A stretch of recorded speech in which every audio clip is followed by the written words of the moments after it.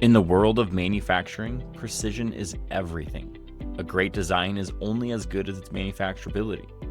Most designers know GD&T, but not actually how to use it to create functional drawings. They can interpret a symbol, but freeze when faced with a blank print or tasked with troubleshooting existing values.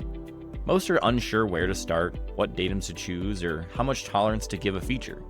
Without this clear process, designs end up over-toleranced, inconsistent, or disconnected from how parts are really made and inspected. There are many GD&T courses that teach the standards and symbols and how they are to be interpreted, and that's an absolutely critical first step in mastering the use of GD&T. But few courses show the process and decisions made in producing these real-world designs.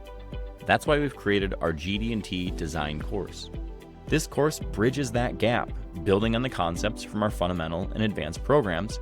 We dive deep into practical design application and teach you how to integrate GD&T into your workflow with confidence.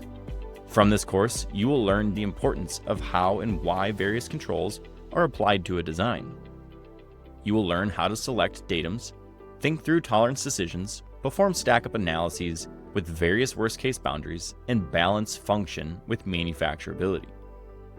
We will show you the impact of assembly conditions on designs for individual parts and how to navigate the application of appropriate controls in those scenarios.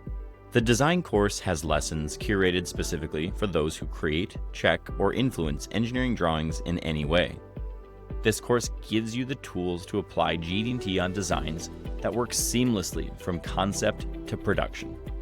Because remember, understanding GD&T is one thing, but applying it to a great design and making it even better is what sets professionals apart.